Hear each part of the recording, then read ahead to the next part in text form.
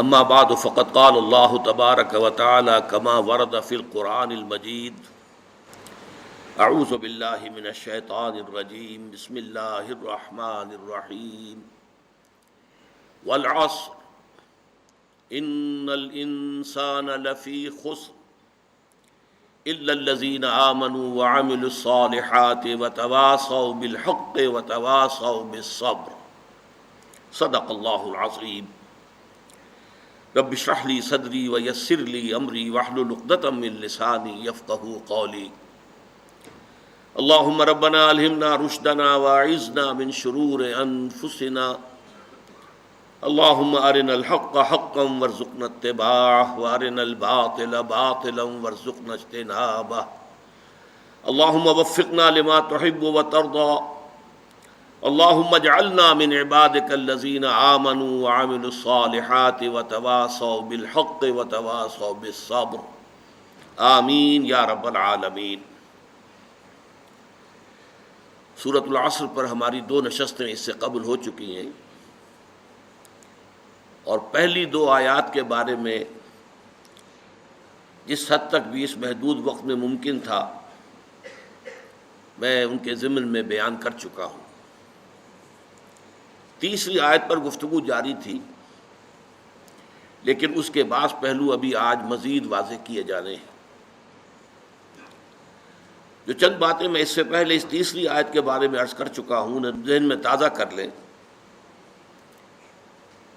اس میں ایک معیار ہمارے سامنے آتا ہے کامیابی اور ناکامی کا۔ والعصر ان الانسان لفی خسر الا الذین آمنوا وعملوا الصالحات وتواصوا بالحق وتواصوا بالصبر۔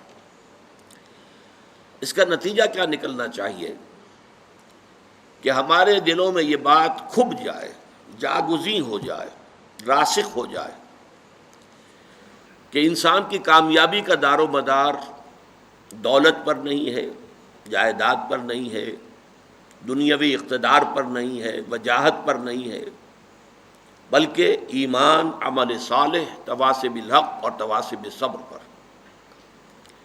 گویا کہ اگر یہ 4 چیزیں نہیں ہیں تو خواہ کوئی فرعون اور نمرود کسی بادشاہت کا حامل ہو، یا قارون کی طرح کے خزانوں کا مالک ہو، یا اسے دنیا میں کسی بھی اعتبار سے بہت شہرت حاصل ہو گئی ہو، لیکن وہ شخص ناکام ہے، نامراد ہے، خائب ہے، خاسر ہے۔ البتہ جس کے ہاں یہ 4 چیزیں موجود ہوں، وہ خواہ مفلس ہو، قلاش ہو، کسی جھونپڑی میں رہتا ہو، چٹائی پر سوتا ہو، اسے کھانے کے لیے بھی مناسب غذا میسر نہ ہو، گمنام ہو، کوئی اسے جانتا نہ ہو، لیکن وہ کامیاب ہے، کامران ہے، وہ مفلحین میں سے ہے، راشدون میں سے ہے، فائزون میں سے ہے۔ اس چیز کا دل میں کھپ جانا بہت ضروری ہے۔ اسی سے ہمارا طرز عمل معین ہوگا، اسی پر ہمارا دار و مدار ہے کہ ہم زندگی میں کیا رخ اختیار کرتے ہیں۔ مزید برآں اس میں صرف ایک مرتبہ اس بات کو سمجھ لینا اور دل میں کھبا لینا کافی نہیں ہے، اسے بار بار تازہ کرنے کی ضرورت ہے، اس لیے کہ ہمارے اعصاب متاثر ہو جاتے ہیں۔ جسے ہم عام اپنی کولوکین لینگویج میں کہتے ہیں بندہ بشر ہے، انسان اپنی خامیوں کے ساتھ ہے، خلق الانسان ضعیفا۔ مثلاً ہم جب کبھی دیکھتے ہیں کہ کوئی بڑی لمبی سی، چمکیلی سی، بھڑکیلی سی کار نئے ماڈل کی زناٹا کرتی ہوئی ہمارے پاس سے گزر گئی تو ایک دفعہ اعصاب میں اچھے اچھے لوگوں کے ارتعاش ہو جاتا ہے، اور انسان محسوس کرتا ہے یہ بڑے خوش نصیب لوگ ہیں جنہیں یہ چیزیں میسر ہیں۔ کوئی بڑا جو ہے محل نما مکان دیکھا تو انسان متاثر ہوتا ہے۔ اس تاثر کو قلب سے دھوتے رہنے کے لیے ضرورت ہے کہ اس معیار کامیابی اور ناکامی کو ذہن میں تازہ کیا جائے بار بار۔ چنانچہ میں اب آج آپ کو سنا رہا ہوں کہ صحابہ کرام کا معمول تھا۔ ابو مزینہ دارمی رضی اللہ تعالیٰ عنہ روایت کرتے ہیں، اور یہ امام طبرانی اپنی اوسط میں لائے ہیں اس حدیث کو، اور امام بیہقی شعب الایمان میں، کہ کان الرجلان من اصحاب النبی صلی اللہ علیہ وسلم اذا التقیا حضور کے صحابہ میں سے دو حضرات کی جب بھی ملاقات ہوتی تھی لم یتفرقا، تو وہ ایک دوسرے سے جدا نہیں ہوتے تھے، حتی یقرأ احدہما علی الآخر سورۃ العصر ثم یسلم احدہما علی الآخر، پھر اس کے بعد اس وقت تک علیحدہ نہیں ہوتے تھے جب تک کہ ایک دوسرے کو سورۃ العصر سنا نہ لیں، والعصر ان الانسان لفی خسر الا الذین آمنوا وعملوا الصالحات وتواصوا بالحق وتواصوا بالصبر، یہ سنا کر اور اس کو ذہن میں تازہ کر کے پھر وہ ایک دوسرے کو الوداعی سلام کہہ کے رخصت ہوتے تھے۔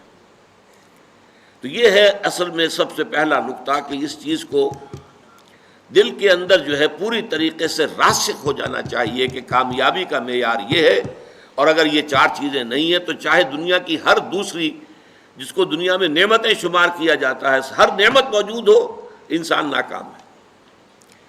دوسری بات جو اس سے پہلے بیان ہو چکی ہے کہ یہاں جو انداز اور اسلوب بیان ہے اس سے معلوم ہوتا ہے کہ یہ کامیابی کے کم سے کم لوازم ہیں، اس لیے کہ اگر یوں کہا جاتا کہ یقیناً وہ لوگ جنت الفردوس میں بڑے اونچے مقامات حاصل کریں گے، اعلیٰ علیین میں ہوں گے جن میں یہ چار اوصاف موجود ہوں، تو منطقی طور پر ایک امکان پیدا ہو جاتا کہ اگر یہ نہیں بھی ہوں گے تو کم تر درجے میں کامیابی کی امید رکھی جا سکتی ہے۔ یہاں اسلوب بالکل مختلف ہے، والعصر ان الانسان لفی خسر الا الذین آمنوا وعملوا الصالحات وتواصوا بالحق وتواصوا بالصبر، زمانے کی قسم تمام انسان خسارے میں ہیں، ٹوٹے میں ہیں، تباہی اور بربادی سے دو چار ہو کر رہیں گے، سوائے ان کے کہ جن کے اندر یہ چار شرطیں پوری ہو جائیں۔ یہ گویا کہ جب کہ میں نے ایک کالج میں تقریر کی تھی تو میں نے کہا تھا طلباء کی مناسبت سے کہ یہ پاس مارکس کی بات ہو رہی ہے، یہ فرسٹ ڈویژن سیکنڈ ڈویژن یا ڈسٹنکشن کی بات نہیں ہو رہی، یہ تو در حقیقت محض خسارے سے بچنے کے لوازم ہیں۔ تیسری بات جو اہم ترین ہے، یہاں جو چار چیزیں لوازم نجات کی حیثیت سے بیان ہوئی ہیں، ایمان، عمل صالح، تواصی بالحق، تواصی بالصبر، یہ چاروں لازمی ہیں۔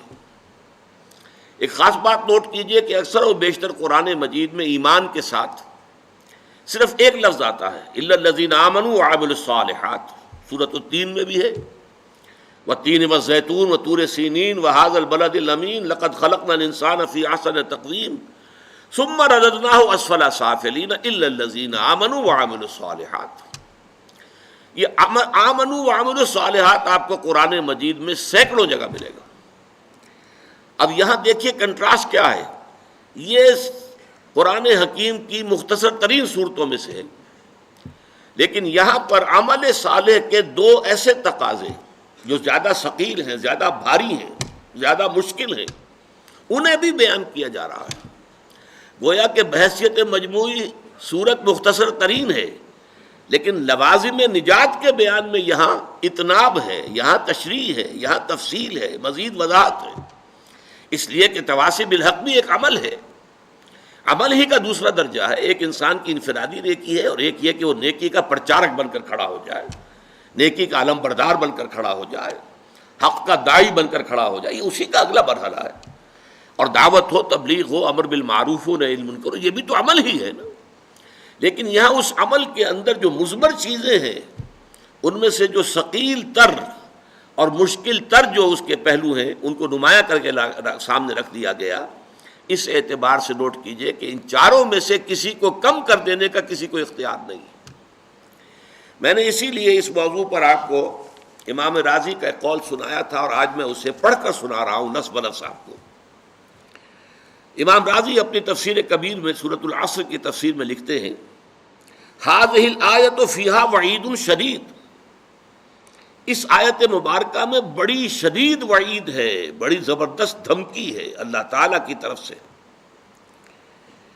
وذالک بانہ تعالی، اور یہ اس لیے کہ اللہ تعالیٰ نے حکم بالخسار علی جمیع الناس، اللہ نے تو فیصلہ کر دیا خسارے کا، بربادی کا، تباہی کا تمام انسانوں کے لیے، جمیع الناس، الا من کان آتیا بہذہ الاشیاء الاربعۃ، سوائے ان کے، یہ مستثنا ہے۔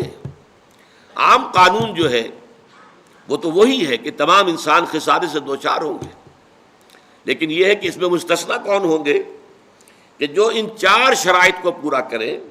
وہی الایمان، وہ کیا ہے؟ پہلے ایمان، والعمل الصالح، دوسرے عمل صالح، والتواصی بالحق، اور تیسرے حق کی ایک دوسرے کو وصیت کرنا، والتواصی بالصبر، اور صبر کی ایک دوسرے کو تاکید کرنا. فدل ذالک، یہ بڑے پیارے الفاظ ہیں. تو اس سے دلالت ہمیں ملی، اس سے رہنمائی ملی، اس سے یہ نتیجہ نکلتا ہے فدل ذالک علی ان النجاۃ معلقۃ بمجموع هذه الامور، کہ نجات کا دار و مدار ان 4 چیزوں کے مجموعے پر ہے. وَأَنَّهُ كَمَا يَلْزَمُ الْمُكَلَّفَ تَحْصِيلُ مَا يَخُصُّ بِنَفْسِهِ، اس لیے کہ جہاں مکلف جو ہیں، جو انسان اللہ تعالیٰ کی طرف سے جو رسپانسبل ہیں، جن کو جواب دہی کرنی ہوگی قیامت میں، جہاں ان پر کچھ چیزیں ایسی لازم ہے، فرض ہے، جو ان کا اپنی ذات کے ساتھ متعلق ہے. سچ بولو، جھوٹ نہ بولو، یہ انسان کا ذاتی فعل ہے. دھوکہ نہ دو، کہیں پر وعدہ خلافی نہ کرو، ذاتی فعل ہے. نماز ادا کرو، زکوٰۃ ادا کرو، ذاتی فعل ہے. تو جس طرح دین میں اللہ تعالیٰ کی طرف سے وہ چیزیں فرض کی گئی ہیں جن کا تعلق انسان کی ذات کے ساتھ ہے، فَكَذَلِكَ يَلْزَمُهُ فِي غَيْرِهِ أُمُورٌ، اسی طرح انسان پر لازم ہے دوسروں کے ضمن میں کچھ باتیں. دوسروں کے ضمن میں کیا باتیں ہیں؟ مِنْهَا الدُّعَاءُ إِلَى الدِّينِ، اس میں سب سے پہلی بات یہ ہے کہ لوگوں کو دین کی دعوت دی جائے، دین کی طرف بلایا جائے. ادع الی سبیل ربک بالحکمت والموعظۃ الحسنۃ وجادلہم باللتی احسن. اب اصل زور کس پر ہے؟ یہ لازم ہے، یلزم، لازم ہے، یہ فرض ہے، یہ اضافی نیکی نہیں ہے. عام طور پر ہمارا تصور یہ ہے کہ یہ تو بڑے اونچے نیکی کے کام ہیں، عام آدمیوں کے کرنے کی باتیں نہیں ہیں، بلکہ اس سے بھی بڑھ کر جو ہمارے ہاں مغالطہ ہے وہ تو یہ کہ یہ تو علماء کے کرنے کے کام ہے، یہ عام مسلمانوں کے کرنے کا کام نہیں ہے.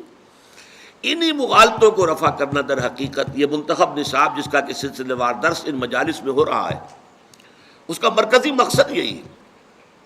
قرآن مجید سے یہ بات سامنے آ جائے کہ بحیثیت مسلمان ہمارے فرائض کیا ہیں، ہم کن چیزوں کے لیے مکلف ہیں عند اللہ، اللہ تعالیٰ کی طرف سے کن کن چیزوں کی ذمہ داری ہمارے اوپر ڈالی گئی ہے جن کا کہ محاسبہ ہوگا قیامت کے دن. تو اس میں یہ ہے کہ کما یلزم، وہ چیزیں فَأَنَّهُ كَمَا يَلْزَمُ الْمُكَلَّفَ تَحْصِيلُ مَا يَخُصُّ نَفْسَهُ فَكَذَلِكَ يَلْزَمُهُ فِي غَيْرِهِ أُمُورٌ مِنْهَا الدُّعَاءُ إِلَى الدِّينِ، دین کی دعوت دینا، والنصیحہ، نصیحت ہے، تاکید ہے، وصیت ہے، اچھی بات کا کہنا ہے. والامر بالمعروف والنہی عن المنکر، اور امر بالمعروف اور نہی عن المنکر ہے. یہ چیزیں بھی لازم ہیں، یہ ضروری ہے. اصل میں یہ بات میں چاہتا ہوں آپ اچھی طرح سمجھ لیں. ہماری امت میں جو زوال آیا ہے اس کے اسباب تو بہت سے ہیں، لیکن یہ کہ اس کا ایک بہت بڑا مظہر کیا ہے، وہ یہ ہے کہ ہماری امت کی عظیم اکثریت یہ سمجھتی ہے، مانتے تو ہیں جنت کو، دوزخ کو، محاسبہ اخروی کو، لیکن یہ کہ سمجھتے ہیں کہ جب ہم مومن ہیں، جب مسلم ہیں تو مومن ہیں تو نجات تو ہماری ہو جانی ہے. یہ تصور جیسے یہود میں عام ہو گیا تھا، لن تمسنا النار الا ایاما معدودات یا معدودہ، 2 جگہ قرآن میں یہ مضمون آیا ہے، ہمیں تو آگ چھو ہی نہیں سکتی مگر گنتی کے چند دن. تو ہم بھی کہتے ہیں ہمارے شاعروں نے اس تصور کو اتنا بڑھایا ہے، اسیاں سے کبھی ہم نے کنارہ نہ کیا، پر تو نے دل آزردہ ہمارا نہ کیا. ہم نے تو جہنم کی بہت کی تدبیر، لیکن تیری رحمت نے گوارا نہ کیا. یہ قرآن مجید کے مطابق تو یہ بات صحیح نہیں ہے. جہنم کی تدبیر کرو گے تو جہنم ہی میں جاؤ گے. اللہ تعالیٰ زبردستی کسی کو جنت میں داخل کرنے والا نہیں ہے، اور جنت کا معنی ہے تو محنت کرنی ہوگی، اس کے لیے محنت اور مشقت کرنی ہوگی، اس کے لیے ایمان اور عمل صالح اور تواصی بالحق اور تواصی بالصبر کے تقاضے پورے کرنے ہوں گے. لہذا یہ ہمارے ہاں جو اللہ تعالیٰ کی صفت غفاری اور اللہ تعالیٰ کی صفت رحیمی کا حوالہ جو ہے دے دیا جاتا ہے، ما غرک بربک الکریم، ایک مرکزی مضمون ہے یہ اس سورت کا جو آخری پارے میں ہے، سورۃ الانفطار. تمہیں کس چیز نے دھوکے میں ڈال دیا اپنے رب کے بارے میں؟ وہ کریم ہے، رحیم ہے، لیکن اس نے تمہیں اختیار دے کر تمہیں امتحان میں ڈالا ہے، اور اس کا نتیجہ نکلے گا تمہارے اعمال کے اعتبار سے۔ یہ ضرور ہے کہ محض عمل کی بنیاد پر کسی کی نجات نہیں ہوگی، اللہ کی رحمت کی ضرورت ہوگی، لیکن بغیر عمل کے تو وہ رحمت بھی آپ کو ملنے والی نہیں ہے۔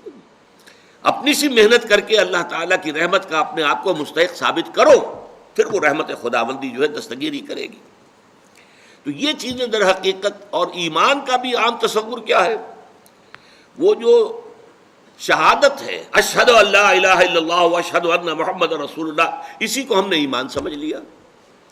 حالانکہ یہ تو اقرار باللسان سے ہم مسلمان تو ہو گئے۔ قالت الاعراب آمنا قل لم تؤمنوا ولکن قولوا اسلمنا ولما يدخل الايمان في قلوبكم۔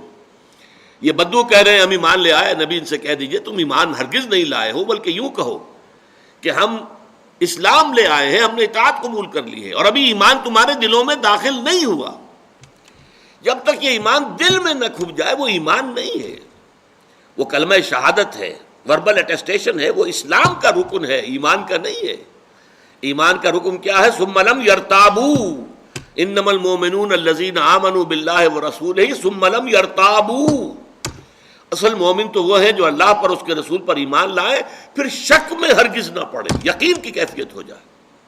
پھر عمل صالح، جیسا کہ میں نے کہا قرآن مجید میں شاذ آپ کو بڑا تلاش کرنے کے مقام تلاش کرنا پڑے گا جہاں کہ ایمان کے ساتھ عمل صالح کی شرط موجود نہ ہو، وہ لازم و ملزوم کی طرح ہوتے ہیں۔ پھر یہ تواصی بالحق اور تواصی بالصبر ہے۔ تو یہ تمام چیزیں لازم ہیں، اور ان کے لزوم کو در حقیقت ذہن نشین کرنا، جیسا کہ میں نے عرض کیا کہ اس کی ہمارے اس منتخب نصاب کے درس کا مرکزی ہدف یہی ہے، ٹارگٹ یہی ہے کہ ہمارا جو تصور ہے فرائض دینی کا وہ بدل جائے۔ اب دیکھیں ان چاروں چیزوں کے اندر در حقیقت یہ چار چیزیں نہیں ہیں، بلکہ یہ ایک ہی سلسلے کی چار کڑیاں ہیں، ایک سے دوسری شے خود بخود برآمد ہوتی ہے۔ میں اس کو ایک بڑی سادہ سی مثال سے پہلے سمجھاؤں۔ دیکھیے دنیا میں کوئی معاملہ آپ کے سامنے آتا ہے، فرض کیجئے کہ کوئی جھگڑا ہے، کوئی تنازع ہے، کوئی قضیہ ہے۔ پہلا کام، اگر آپ واقعتاً شریف انسان ہیں، مضبوط سیرت و کردار کے مالک انسان ہیں، صاحب کردار انسان ہے، تو پہلا کام کیا ہوگا کہ آپ اصل حقیقت تلاش کریں، امکانی حد تک کہ مسئلہ ہے کیا، کس کا حق ہے، کون برحق ہے، کون جو ہے اس کا حق ثابت ہوتا ہے۔ تو پہلے یہ ہے تفتیش، تحقیق کہ حقیقت معلوم ہو جائے۔ ثانیاً اب جو حقیقت آپ پر منکشف ہو، اب اسے قبول کرنا دل سے، اور اگر اس کا کوئی اثر آپ کی ذات پر بھی پڑتا ہو تو اس کو عملاً اختیار کرنا۔ فرض کیجئے کہ اس معاملے میں کوئی ایسا پہلو نکل آیا ہے جس کی زد خود آپ پر پڑ رہی ہے، تو اس لیے کہ مجھ پر زد آ رہی ہے یا میرے والدین پر آ رہی ہے، میرے رشتہ داروں پر آ رہی ہے، اگر غض بصر کریں گے، صرف نظر کریں گے، تو معلوم ہے سیرت اور کردار نام کی کوئی شے نہیں ہے، پھر بودا انسان ہے، کوئی حیثیت نہیں۔ جیسے کہ قرآن مجید میں سورہ نساء میں فرمایا گیا، یا ایھا الذین آمنوا کونوا قوامین بالقسط شہداء للہ ولو علی انفسکم او الوالدین والاقربین۔ اے ایمان والو، کھڑے ہو جاؤ عدل کے علم بردار بن کر، اللہ کے لیے گواہی دینے والے بن کر، اور چاہے کوئی معاملہ ایسا ہو کہ جو تمہارے خلاف جا رہا ہو، تمہارے والدین کے خلاف جا رہا ہو، تمہارے رشتہ داروں کے خلاف جا رہا ہو، عدل کا دامن ہاتھ سے نہیں چھوڑنا۔ اسی طرح فرض کیجئے کوئی فیصلہ جو ہے صحیح بات، اس سے آپ کے کسی دشمن کو فائدہ پہنچ رہا ہے، اب یہاں اس وجہ سے نہ رک جائیں۔ یا ایھا الذین آمنوا، یہ سورہ مائدہ میں ہے، کونوا قوامین للہ شہداء بالقسط ولا یجرمنکم شنآن قوم علی الا تعدلوا اعدلوا ھو اقرب للتقوی۔ دیکھو کہیں ایسا نہ ہو کسی کی دشمنی تمہیں زیادہ عدل سے اور زیادہ حق سے منحرف کر دے، اس لیے کہ دشمن کو فائدہ پہنچ رہا ہے، تو یہ بات میں کیسے کہہ دوں؟ نہیں، دشمن کو فائدہ پہنچ رہا ہو یا اپنے کو نقصان پہنچتا ہو، جو حق ہے اسے بیان کرنا ہے اور اسے قبول کرنا ہے، اگر واقعی سیرت و کردار کا حامل انسان ہے۔ تیسرے درجے میں یہ کہ اس کا واشگاف اعلان کرو، ڈنکے کی چوٹ اعلان کرو۔ اور چوتھے یہ کہ اگر اس میں کوئی ریزنٹمنٹ ہوتی ہے، کوئی فریق جو ہے آپ کے خلاف کوئی اقدام کرتا ہے، کوئی پروپیگنڈا کرتا ہے، کوئی آپ کے خلاف جو ہے کوئی اور ایسی تدبیر کرتا ہے جس سے نقصان پہنچ سکتا ہے، تو ڈر کر خاموش نہیں ہو جانا، بلکہ یہ کہ وہ سارے خطرات کو برداشت کرتے ہوئے مردانہ وار جو حق بات ہے اسے کہنا ضرور ہے، اور اگر اس میں کوئی تکلیف آ رہی ہے تو اس کو جھیلنا ہے۔ یہ خود بخود جو ہے یہ 4 قدم جو ہے، اگر انسان صاحب کردار ہے، اگر اس میں واقعتاً سیرت اور کریکٹر نام کی کوئی شے، تو یہ خود بخود ہوگا کہ ہر شے کی حقیقت تلاش کرو۔ نمبر 2، اس کو قبول کرو، اور اس کا کوئی عملی تقاضا ہے تو اس کو پورا کرو، اس کا اعلان کرو ڈنکے کی چوٹ، اور اگر اس میں تم پر کوئی تکلیف آئے تو جھیلو، برداشت کرو، مردانہ وار کھڑے ہو جاؤ۔ یہ 4 چیزیں میں نے آپ کو عام دنیاوی معاملات کے اعتبار سے بتائی کہ یہ ایک دوسرے کا منطقی نتیجہ ہے۔ یہ تو میں نے بہت گراؤنڈ لیول پر بات کی، اب ذرا بہت اونچی سطح پر بات کریں گے۔ دیکھیے، ہر ذی شعور انسان کے لیے سب سے پہلا مسئلہ جو دنیا میں آتا ہے وہ یہ ہے، میں کون ہوں، کہاں سے آیا ہوں، یہ کائنات کیا ہے؟ آیا یہ ہمیشہ سے ہے، یہ ہمیشہ رہے گی، یا یہ کہ کسی وقت کریٹ کی گئی ہے، تخلیق کی گئی ہے اور کسی وقت ختم بھی ہو جائے گی؟ اگر کریٹ کی گئی تو کریٹر کون ہے، خالق کون ہے؟ میرا اس کے ساتھ رابطہ کوئی ہو سکتا ہے؟ نہیں ہو سکتا۔ پھر یہ کہ میرے اندر خیر اور شر کے کچھ رجحانات تو ہیں، لیکن آیا یہ مستقل ویلیوز ہے یا ایسے ہی صرف میری سوچ ہے؟ نتھنگ از گڈ اور bad, only thinking makes it so, یا کچھ اور معاملہ ہے؟ علم کیا ہے، کہاں سے علم حاصل کریں؟ یہ فلسفے کے بڑے چوٹی کے مسائل ہیں۔ ایپسٹیمولوجی ہے، ایتھکس ہے، اور یہ کہ میٹا فزکس ہے۔ یہ تمام مسائل دنیا میں آتے ہیں ہر باشعور انسان کے۔ یہ دوسری بات ہے کہ اکثر لوگ بے شعور ہوتے ہیں۔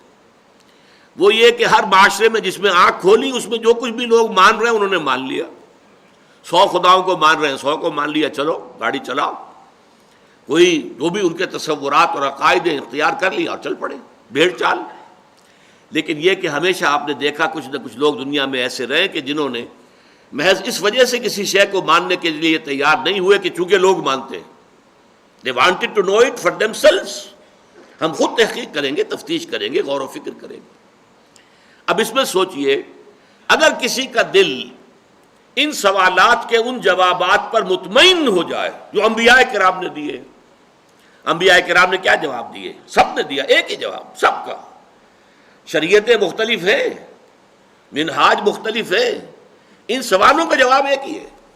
یہ کائنات نہ ہمیشہ سے ہے نہ ہمیشہ رہے گی، ایک وقت معین پر اس کی تخلیق ہوئی ہے، ایک اجل مسمى، ایک وقت معین تک کے لیے۔ اس کا ایک خالق ہے اللہ، وہ واحد ہے اپنی ذات میں، صفات میں کوئی شریک نہیں اس کے۔ لا ضد لہ ولا ند لہ ولا مثل لہ ولا مثال لہ ولا مثیل لہ، کوئی اس جیسا نہیں۔ ولم یکن لہ کفوا احد، لم یلد ولم یولد۔ اس نے کائنات پیدا کی، اسی نے انسان کو پیدا کیا، انسان کو اشرف المخلوقات بنایا، فرشتوں کو اس کے سامنے جھکوا دیا، اور پھر انسانوں کی رہنمائی کے لیے ایک تو نیکی اور بدی کے کا علم الہامی طور پر اس کے اندر رکھ دیا، اور اس کے علاوہ اس نے اپنے نبی بھیجے، کتابیں بھیجی، شریعتیں نازل کی، رسول بھیجے۔ ان سارے جوابات کو مان لینا جو ہے یہ پہلا قدم ہے جس کا نام ایمان ہے۔ اب جس شخص نے یہ جوابات تسلیم کیے، مان لیا، اس کے لیے لازم ہوگا کہ اللہ کے احکام مانے، یہ منطقی نتیجہ ہے۔ لازم ہوگا کہ رسول کے بتائے ہوئے راستے پر چلے، لازم ہوگا کہ اپنے آپ کو اللہ کے غضب سے اور عذاب سے اور جہنم سے بچانے کی فکر کرے، یہ عمل صالح ہے۔ تیسرے درجے میں اب اسی کی دعوت دے، اسی کو لوگوں تک پہنچائے، لوگوں کو اسی راستے کی طرف بلائے۔ اور چوتھے درجے میں یہ کہ اگر اس میں کوئی تکلیف آتی ہے، جیسا کہ آپ کو معلوم ہے تمام انبیاء اور رسول کو تکلیفیں اٹھانی پڑی، کیسی کیسی تکلیفیں جھیلی ہیں ہمارے انبیاء اور رسول نے۔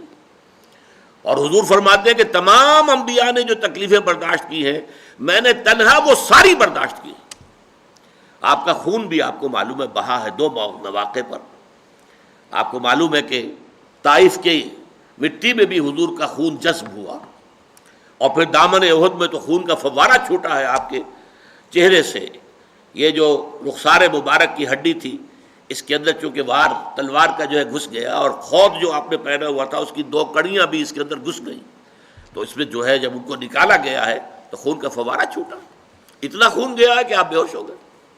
تو تکلیفیں جھیلو، حق کے لیے، بھلائی کے لیے، عدل کے لیے، انصاف کے لیے، یہ ہے راستہ، الا الذین آمنوا وعملوا الصالحات وتواصوا بالحق وتواصوا بالصبر۔ اب اس میں ذرا باہمی جو ربط ہے ان کا وہ بھی سمجھ لیجئے۔ ایمان اور عمل صالح کے ربط پر تو میں پچھلے اپنی نشست میں کچھ احادیث آپ کو سنا چکا ہوں۔ ایمان جب تک صرف ٹپ آف دی ٹنگ پر ہے، اقرار باللسان، عمل جدا ہو سکتا ہے، قول کچھ اور ہوگا، عمل کچھ اور ہوگا۔ لما تقولون ما لا تفعلون، اسی پر ڈانٹ پلائی گئی ہے سورہ صف میں، یا ایھا الذین آمنوا لما تقولون ما لا تفعلون، اے ایمان والو کیوں کہتے ہو جو کرتے نہیں ہو۔ کبر مقتا عند اللہ ان تقولوا ما لا تفعلون، اللہ کے نزدیک اس کے غضب کو بھڑکانے والی بات ہے یہ کہ تم کہو وہ جو کرتے نہیں ہو۔ تو جب تک تو صرف ٹپ آف دی ٹنگ پر ہے، صرف اقرار باللسان کا درجہ ہے ایمان کا، تو عمل علیحدہ قول علیحدہ، یہ متضاد ہو سکتی ہیں دونوں چیزیں۔ لیکن جب ایمان دل میں گھس جاتا ہے تو پھر ظاہر بات ہے کہ اس دل کے تابع ہے انسان کی پوری شخصیت۔ اس کے بعد کیا ہوگا؟ پھر عمل اس کے تابع ہو جائے گا، عمل اس کے مطابق ہوگا۔ عمل لازماً جو ہے، کیسے ہو سکتا ہے کہ یقین ہو دل میں اور اللہ کا حکم جو ہے انسان توڑ رہا ہو؟ یقین ہو کہ مر کے اللہ کے حضور میں حاضر ہونا ہے اور پھر اس کے احکام جو ہیں اس کی خلاف ورزی کی جا رہی ہے۔ ایک کانسٹیبل کھڑا ہوتا ہے چوک پر، تو آپ کی گاڑی سائیکل ہو یا موٹر سائیکل ہو یا کار ہو، ٹھیک جگہ جا کر کھڑی ہو جاتی ہے۔ اور اگر کوئی کانسٹیبل نہیں ہے تو دائیں بائیں دیکھ کر کے کوئی ٹریفک نہیں ہے، اچھے اچھے لوگ جو ہیں وہ اشارہ توڑ جاتے ہیں۔ تو اگر کسی کو یقین ہو اللہ ہے اور ہر آن مجھے دیکھ رہا ہے، ہر آن دیکھ رہا ہے، چاہے میں 3 پردوں میں ہو جاؤں، میں نے گھر کا مین دروازہ بھی بند کیا ہے، پھر یہ کہ اس کے بعد سارے دروازے کھڑکیاں ان کے اوپر پردے بھی ڈال دیے ہیں، لیکن ایک آنکھ مجھے اب بھی دیکھ رہی ہے، اگر یہ یقین ہو تو کیسے اس کے حکم کی خلاف ورزی ہوگی؟ اس لیے میں نے حدیثیں آپ کو سنائی تھی، لا یزنی الزانی حین یزنی وہو مومن، کوئی زانی حالت ایمان میں زنا نہیں کرتا۔ کیسے ممکن ہے کہ دل میں ایمان ہو اور زنا ہو رہا ہو؟ ناممکن۔ پھر وہ دھیلے کی قیمت نہیں اس ایمان کی۔ کوئی شرابی حالت ایمان میں شراب نہیں پیتا، کوئی چور حالت ایمان میں چوری نہیں کرتا۔ اسی طرح یہ کہ آپ نے 3 مرتبہ قسم کھائی، واللہ لا یؤمن واللہ لا یؤمن واللہ لا یؤمن، قیل من یا رسول اللہ، خدا کی قسم فلاں شخص مومن نہیں، فلاں شخص مومن نہیں، فلاں شخص مومن نہیں، 3 دفعہ قسم۔ پوچھا گیا کون؟ آپ نے فرمایا الذی لا یأمن جارہ بوائقہ، وہ شخص کہ جس کی کج خلقی کی وجہ سے، بد اخلاقی کی وجہ سے اس کا پڑوسی چین میں نہیں ہے، امن میں نہیں ہے۔ پڑوسی کو ہر وقت اندیشہ ہوتا ہے پتہ نہیں کیا کر گزرے گا، یہ میری عزت پر کوئی حملہ کرے گا، کیا کرے گا، کچھ پتہ نہیں۔ تو وہ شخص مومن نہیں ہے، وہ نمازی ہو، وہ روزے دار ہو، وہ متقی ہو، وہ داڑھی والا ہو، سب کچھ ہو، لیکن یہ کہ اگر پڑوسی امن میں نہیں، چین میں نہیں ہے تو وہ مومن نہیں ہے، نہیں ہے، نہیں ہے، خدا کی قسم نہیں ہے۔ تو آپ بتائیے ایمان اور عمل صالح کو کیسے ایک دوسرے سے جدا کر دیں گے؟ ہاں، لیگل لیول پر، at the tip of the tongue, زبان پر جب ایمان ہے تو ہو سکتا ہے عمل اور قول اور، لیکن جب دل میں ایمان آ جائے گا تو پھر ممکن نہیں۔ اسی طریقے سے یہ تو ایمان اور عمل صالح کا تعلق ہو گیا جو بالکل لازم و ملزوم ہے، جسے آپ اردو محاورے میں کہتے ہیں چولی دامن کا ساتھ ہے، چولی دامن کا ساتھ۔ اسی طریقے سے 3 اور 4 کو بھی جب دیکھیں گے تو اس کا بھی بالکل واضح طور پر بات ہے کہ ان کے درمیان رشتہ ہے لازم و ملزوم کا۔ عام قول ہے دنیا میں ٹروتھ از بٹر، عربی میں بھی کہتے ہیں الحق مرن، حق جو ہے کڑوا ہوتا ہے، کوئی شخص سننے کو تیار نہیں۔ آپ کوئی اچھی بات کسی سے کہیے، تنقید کیجئے اس پر، اگر اس نے کوئی غلط حرکت کی ہے تو آپ کو ریزنٹمنٹ کا سامنا تو ہوگا، کوئی عملی اقدام آپ کے خلاف نہ ہو، یہ بھی ہو سکتا ہے کوئی آپ پر زد و کوب کرنے کے لیے بھی آمادہ ہو جائے، تو یہ تو آئے گا۔ خیر کی دعوت کو اور نیکی کی تبلیغ کو ظاہر بات ہے کہ ٹھنڈے پیٹوں برداشت نہیں کیا جاتا، یہ اس اعتبار سے لازم و ملزوم ہے۔ بدی جو ہے وہ آسانی سے راستہ نہیں چھوڑتی نیکی کے لیے، بلکہ نیکی کو قربانیاں دے کر اور محنتیں کر کے اور مشقت کر کے اور تکالیف جھیل کر ثابت کرنا پڑتا ہے کہ ہاں واقعی نیکی کا حق ہے کہ اس کا غلبہ ہو۔ تو یہ دونوں چیزیں، ایک ایمان اور عمل صالح لازم و ملزوم، تواصی بالحق تواصی بالصبر لازم و ملزوم، یہ جو درمیان میں لنک بنتا ہے 2 اور 3 کے درمیان، عمل صالح اور تواصی بالحق کا لنک کیا ہے؟ یہ ذرا سمجھنے کی بات ہے۔ دیکھیے نیکی اگر واقعتاً آپ میں پیدا ہو گئی ہے، خیر بھلائی عمل صالح آپ میں پیدا ہو گیا ہے، اگر واقعی، اگر وہ دکھاوے کا نہ ہو، ریاکاری کا نہ ہو، جھوٹ موٹ کا نہ ہو، واقعی ہو، واقعی ایمان پیدا ہو گیا، واقعی آپ کا عمل صالح جو ہے وہ میچور ہو گیا، تو تین تقاضے ہیں جن کے تحت وہ آپ کی ذات سے پھیلے گا باہر معاشرے کے اندر۔ پہلی بات تو سمجھیے کہ فزیکل لا ہے، اگر کہیں بھٹی جل رہی ہے آگ کی تو اس سے حرارت ماحول میں سرایت کرے گی کہ نہیں؟ لازماً پھیلے گی۔ اور اگر کہیں برف کی سلیں رکھی ہوئی ہیں اس سے ٹھنڈ ماحول میں سرایت کرے گی کہ نہیں؟ لازماً کرے گی، فزیکل لا ہے نا۔ اگر آپ میں نیکی ہے، عمل صالح ہے، خیر ہے، یہ خیر آپ سے لازماً معاشرے کے اندر سرایت کرے گا، پھیلے گا۔ جیسے کنٹیجیس ڈیزیز ہوتی ہیں کہ بیماری ایک دوسرے کو لگتی ہے، ایسے یہ خیر، یہ بھلائی جو ہے یہ بھی یقیناً ایک سے دوسرے تک متعدی ہوتی ہے، پھیلتی ہے، جاتی ہے اور سرایت کرتی ہے۔ ثانیاً فرض کیجئے آپ کو اللہ تعالیٰ نے کوئی خیر دیا ہے، کوئی بھلائی دی ہے، سیدھا راستہ دکھا دیا ہے جو سیدھا جنت کی طرف لے کے جانے والا ہے، تو کیا آپ کی شرافت اور مروت کا تقاضا نہیں ہوگا کہ آپ اسے اپنے عزیزوں، رشتہ داروں، دوستوں، اقربا اور عام انسانوں تک اس کو ان کے ساتھ شیئر کریں؟ آؤ بھائی تم بھی اس راستے پر آؤ، دیکھو اس راستے پر نہ جاؤ، وہ ہلاکت والا راستہ ہے، تباہی کی طرف تم جا رہے ہو، آؤ اس راستے کی طرف جو کہ در حقیقت کامیابی کا راستہ ہے۔ تو اس کے لیے شرافت، جیسے کسی کے پاس اگر دولت ہے تو شرافت اور مروت کا تقاضا کیا ہے؟ وہ اپنی دولت کو شیئر کرے غرباء کے ساتھ، فقراء کے ساتھ، مساکین کے ساتھ۔ تو اس کو شیئر نہیں کرتا تو بخیل ہے، پھر وہ کوئی صاحب کردار آدمی نہیں ہے، شرافت اور مروت سے اس کا کوئی حصہ نہیں ملا ہے۔ اسی طریقے سے خیر ملا ہے، ہدایت ملی ہے، نیکی ملی ہے، وہ جو خیر کا راستہ ہے، کامیابی کا راستہ ہے، اس کی معرفت حاصل ہو گئی ہے، اس کا علم حاصل ہو گیا ہے، تو اس کو شیئر کرنا یہ شرافت اور مروت کا تقاضا ہے۔ نمبر 3، اگر حق کو آپ دیکھتے ہیں کہ وہ مغلوب ہے، حق پامال ہے، باطل کا غلغلہ ہے، باطل جو ہے ڈنکا بجا رہا ہے اور حق جو ہے پامال ہو رہا ہے، قدموں تلے کچلا جا رہا ہے، تو اب یہ آپ کی شرافت کے، آپ کی حمیت اور آپ کی غیرت کا تقاضا یہ ہے، حمیت اور غیرت، کہ آپ حق کا ساتھ دیں، حق کا بول بالا کرنے کی کوشش کریں، آپ اس کے لیے تن من دھن کی بازی لگا دیں۔ اگر یہ نہیں ہے تو آپ میں پھر غیرت نہیں ہے، پھر حمیت نہیں، حمیت حق، غیرت حق جو ہے اس کا تقاضا ہے۔ اس اعتبار سے میں نے آپ کے سامنے رکھا کہ یہ چاروں چیزیں ایک دوسرے کا منطقی نتیجہ ہیں، اور اسی لیے میں نے اس کو جو نام دیا ہے کہ یہ در حقیقت صراط مستقیم کے سنگھائے میل ہیں۔ آپ کہیں جا رہے ہیں تو راستے میں آپ دیکھتے ہیں کہ مائل سٹونز لگے ہوئے ہیں، معلوم ہو گیا کہ فلاں جگہ اب اتنے میل رہ گئی ہے، اب اتنی دور اور ہے، اتنی دور اور ہے، یہ مائل سٹونز ہیں۔ اس سے آپ کو معلوم ہوتا ہے کہ آپ سیدھے راستے پر ہیں، آپ کہیں کوئی غلط موڑ نہیں مڑ آئے ہیں، واقعی یہ اسی رخ پر جا رہا ہے راستہ کہ جو آپ کی منزل ہے۔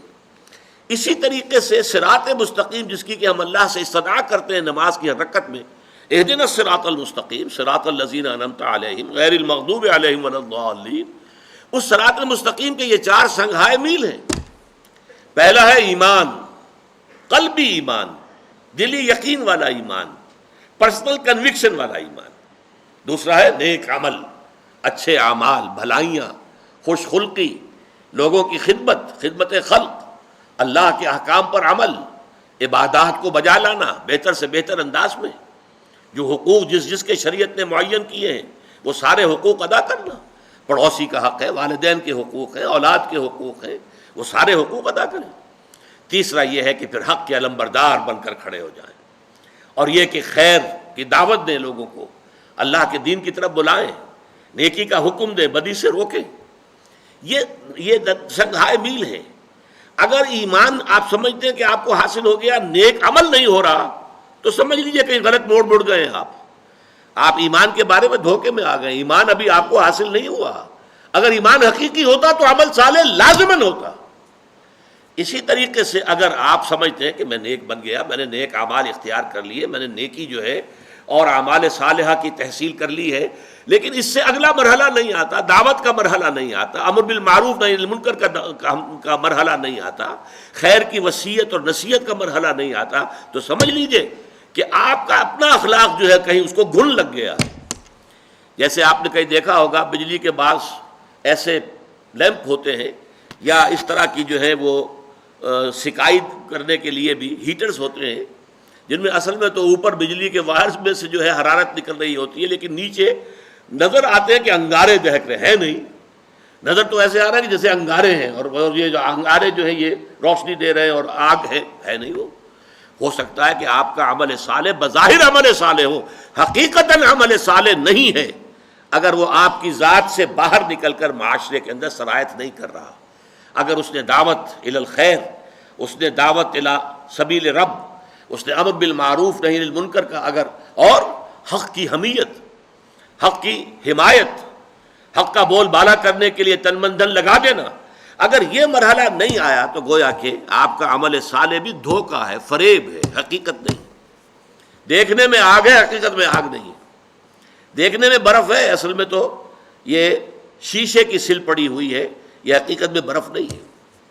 اور اس کے بعد آخری امتحان ظاہر بات ہے صبر کا ہے، جس کے لیے کہ حضرت لقمان نے، ہمارا تیسرا درس جو ہے وہ حضرت لقمان کے بارے میں ہے، انہوں نے کہا تھا اپنے بچے سے، یا بنی اقم الصلاۃ وامر بالمعروف وانہی عن المنکر واصبر علی ما اصابک، اے میرے بچے نماز قائم رکھیے، عمل صالح کی ایک بات ہو گئی، وامر بالمعروف نیکی کا حکم دے، وانہی عن المنکر اور بدی سے روک، واصبر علی ما اصابک اور پھر جو تجھ پر بیتے اسے برداشت کر، ان ذالک من عزم الامور، یہ بڑے ہمت کے کاموں میں سے ہے۔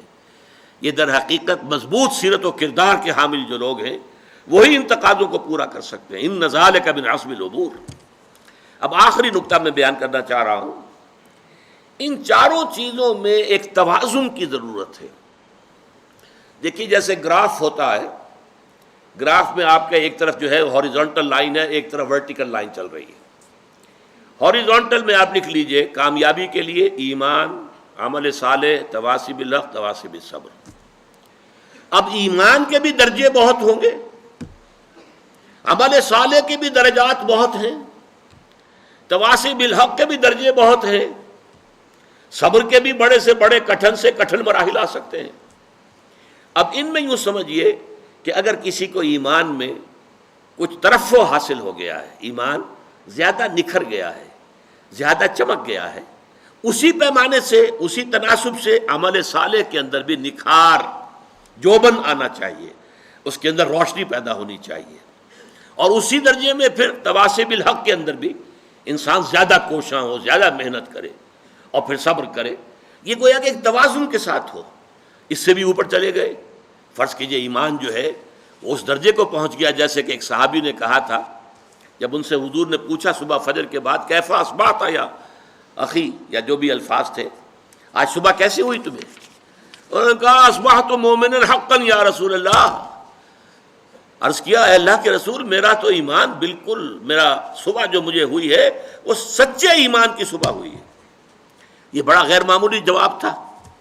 تو حضور نے پوچھا لکل شیء صفۃ فما صفۃ ایمانک، ہر شے کی کوئی صفت ہوتی ہے جس سے اس کو پہچانتے ہیں، تو تم جو یہ دعویٰ کر رہے ہو کہ مومن حقا، ایک سچے حقیقی مومن کی صبح مجھے نصیب ہوئی ہے، تو تمہارے ایمان کی کیا صفات ہیں؟ انہوں نے عرض کیا کانی انظر الی الجنہ، حضور میری حالت تو یہ کہ گویا کہ میں اپنی آنکھوں سے جنت کو دیکھ رہا ہوں، وکانی انظر الی النار، اور میرے یقین کی کیفیت یہ ہے کہ جیسے کہ میں اپنی آنکھوں سے جہنم کو دیکھ رہا ہوں۔ تو یہ بھی کیفیت ہے، ایمان کا ایک درجہ یہ بھی ہے۔ جب ایمان کا یہ درجہ ہو تو عمل بھی بہت بلند ہونا چاہیے، خدمت خلق اس کی زندگی میں بہت نمایاں ہونا چاہیے، اس کے اپنے کردار میں صرف فرائض نہیں، فرائض سے آگے مستحبات، حضور کے نقش قدم پر زیادہ سے زیادہ پیروی، آپ کا انداز ہر طور سے اختیار کرنے کی ہر ممکن کوشش، پھر اسی درجے میں پھر حق کے لیے تن من دھن لگا دینا، جان کی بازی کھیل جانا، یہ چیزیں ایک توازن کے ساتھ بڑھنی چاہیے۔ اگر عدم توازن ہو تو اس کو ہم کہیں گے اپنے میڈیکل ٹرمینالوجی میں دیر از سم پیتھولوجی سم ویئر، کہیں نہ کہیں کوئی گڑبڑ ہے، نارمل نہیں ہے معاملہ اگر یہ عدم توازن ہے۔ مثلا ایک روایت جو میں آپ کو سنانا چاہتا ہوں، حضور نے فرمایا صلی اللہ علیہ وسلم، اوحى اللہ عز وجل الی جبرائیل علیہ الصلوۃ والسلام، اللہ تعالیٰ نے حضرت جبرائیل علیہ السلام کو وحی کے ذریعے سے حکم دیا، ان اقلب مدینۃ کذا و کذا باہلھا، فلاں فلاں شہروں کو اس کے رہنے والوں سمیت تلپٹ کر دو، الٹ دو۔ قال فقال، حضور نے ارشاد فرمایا کہ اس پر حضرت جبرائیل نے عرض کیا علیہ الصلوۃ والسلام، اے رب ان فیہا عبدک فلانا لم یعصک طرفۃ عین، پروردگار ان بستیوں میں تو تیرا فلاں بندہ بھی ہے جس نے پلک جھپکنے جتنی دیر بھی کبھی معصیت میں بسر نہیں کی۔ اب غور کیجئے، اس سے اونچا نیکی کا مقام ہو سکتا ہے؟ یہ گواہی دینے والا کوئی کرائے کا وکیل نہیں ہے، حضرت جبرائیل ہے، اور گواہی کہاں دے رہے ہیں؟ بارگاہ خداوندی میں، جہاں ابو جہل اور فرعون بھی جھوٹ نہیں بولیں گے، سچ بولیں گے، قال ثوابا، وہاں یہ گواہی دے رہے ہیں۔ اس شخص کے ایمان اور عمل صالح کا کیا حال ہوگا جس کے بارے میں جبرائیل کی گواہی ہے کہ پلک جھپکنے جتنی دیر بھی کبھی معصیت نے بسر نہیں کی۔ قال فقال، حضور نے فرمایا، اس پر اللہ تعالیٰ نے ارشاد فرمایا، اقلبها علیہ وعلیہم، الٹو اس بستی کو، پہلے اس شخص پر پھر دوسروں پر۔ فإن وجهه لم يتمعر في ساعة قط، اس لیے کہ اس شخص کے چہرے کا رنگ کبھی میری حمیت کی وجہ سے بدلا نہیں، یعنی یہ کہ یہ دیکھتا رہا برائیاں پھیل رہی ہیں، منکرات کا عروج ہے، جو معروف ہے وہ دبا ہوا ہے، شریعت کے جو ہے دھجیاں بکھیری جا رہی ہیں، اللہ کے احکام جو ہیں ان کو توڑا جا رہا، اور یہ لگا رہا مست رکھو ذکر و فکر صبح گاہی میں اسے، پختہ تر کر دو مزاج خانقاہی میں اسے۔ اس نے باطل کا مقابلہ نہیں کیا، اس نے حق کی حمیت میں کھڑے ہو کر اور لوگوں کو جو ہے حق کی دعوت نہیں دی، اور ان کی طرف سے کوئی جو ریزنمنٹ تھی اس کو برداشت نہیں کیا، یہ زیادہ بڑا مجرم ہے۔ اقلبها علیہ وعلیہم، الٹو ان بستیوں کو، پہلے اس پر پھر دوسروں پر۔ یہ ہے عدم توازن۔ اس کی دوسری انتہا کیا ہوگی؟ فرض کیجئے ایک شخص ہے، وہ اقامت دین کے لیے جد و جہد کر رہا ہے، تن من دھن صبح شام لگا ہوا ہے، یہ اونچا ترین مرحلہ ہے، یہ تواصی بالحق کی بلند ترین منزل ہے، لیکن دوسری طرف حال کیا ہے؟ ایمان بس صرف سرسری سا حاصل ہے، وہ یقین والے ایمان کی طرف کبھی دلچسپی نہیں ہوئی، توجہ ہی نہیں ہوئی، اور یہ کہ اعمال میں نماز بھی بڑی مشکل سے مارے باندھے کو پڑھی جا رہی ہے۔ اگر یہ صورتحال ہے تو یہ عدم توازن کی برعکس کیفیت ہوگی۔ ان چاروں چیزوں میں توازن ہونا چاہیے۔ والعصر ان الانسان لفی خسر الا الذین آمنوا وعملوا الصالحات وتواصوا بالحق وتواصوا بالصبر، صدق اللہ العظیم۔ اللہم ربنا اجعلنا من عبادک الذین آمنوا وعملوا الصالحات وتواصوا بالحق وتواصوا بالصبر، آمین یا رب العالمین۔